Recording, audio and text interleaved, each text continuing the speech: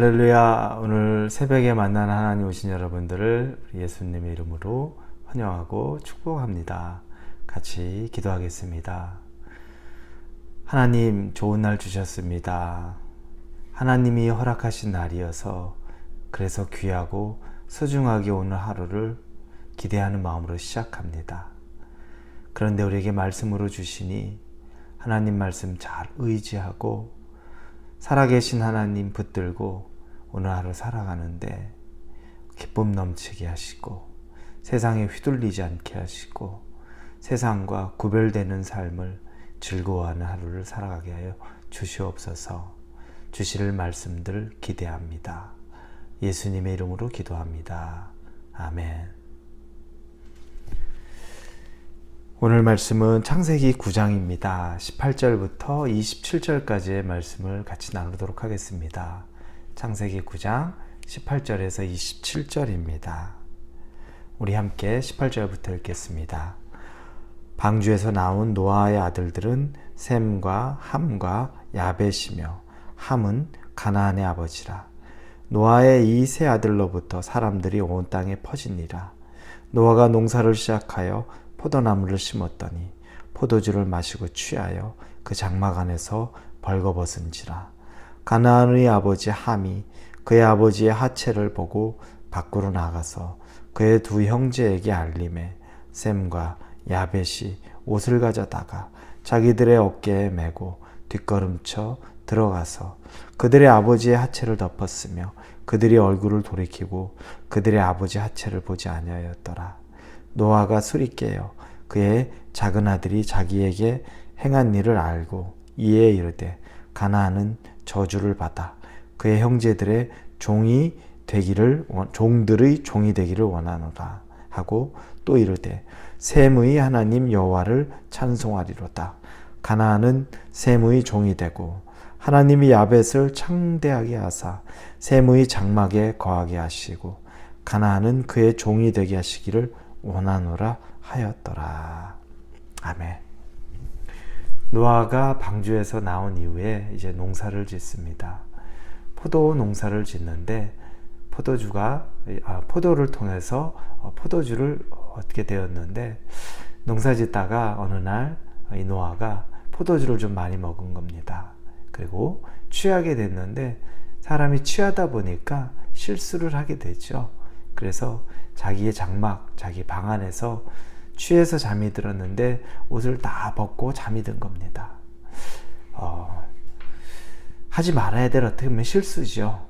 그런데 술 취하면 그런 일들이 생기니까 취하지 않으면 좋은데 취하고 나서 생겨난 일입니다.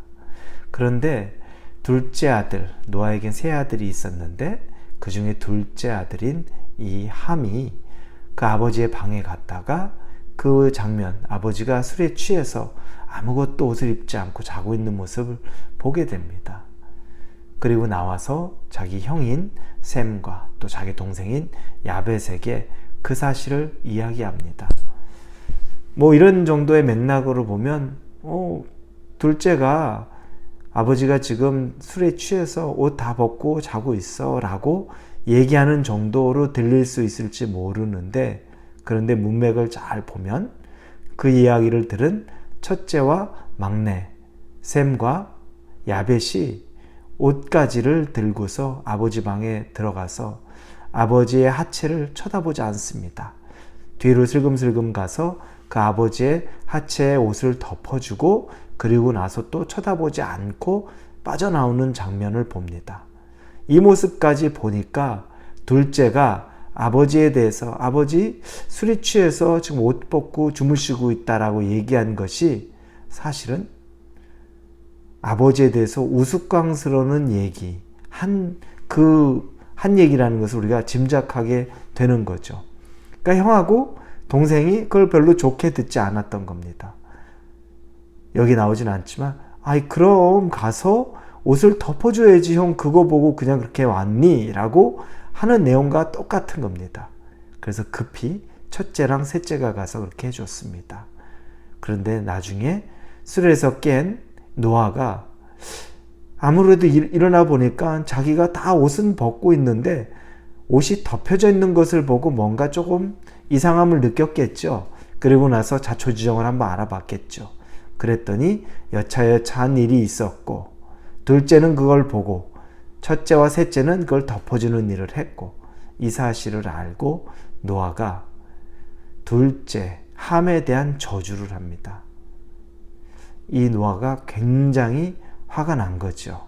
그러면서 첫째 형의 종이 되고 막내에게도 종들의 종이 될 것이다 라는 정말 저주 중에 저주의 말을 합니다. 이렇게까지 왜 노아가 했을까? 함이 한 일은 어떤 걸까? 우리가 그냥 생각해 보면 뭐 그런 정도 한번 우스갯소리로 아이 아빠 다 벗고 술 취했어 다 벗고 자 이렇게 한 정도, 아니 그럴 수도 있지 않나요? 라고 얘기할 수 있죠. 그런데 노아는 어떤 사람이었습니까? 노아는 당연히 자기 아버지죠. 그리고 노아는 하나님이 당대의 의인이다, 나와 동행하는 자다 라고 이야기합니다. 그리고 온 인류가 홍수로 죽을 때 하나님이 노아만은 살려두기를 작정하고 그의 가족들 모두와 짐승들을 방주에 보호해 주셨습니다. 함이 자기가 이렇게 살 수 있었던 건 자기 아버지의 덕입니다. 아버지 때문에 자기가 여기까지 왔고 그 홍수에서도 살아남고 이제 자기 자손들이 번창하기 시작한 겁니다. 그 아버지는 그렇게 우스운 이야기를 그 우스운 모습으로 나중에 가십거리가 될 만한 아버지가 아니라는 겁니다. 함은 큰 실수를 한 거죠. 우리는 이 일을 통해서 우리 신앙인이라고 하는 사람들, 믿음이 있는 사람들이 이 실제적인 삶 속에서 사람에 대해서 말 한마디 행동을 어떻게 해야 되는지를 보게 됩니다. 어떤 사람 내 앞에서 실수할 수 있습니다. 어떻게 그렇게 그럴 수 있습니다. 그런데 그 사람의 인생 보면 나보다 훨씬 더 귀하고 아름답고 열심히 하나님 보기에 더 잘 살아왔을 수 있습니다.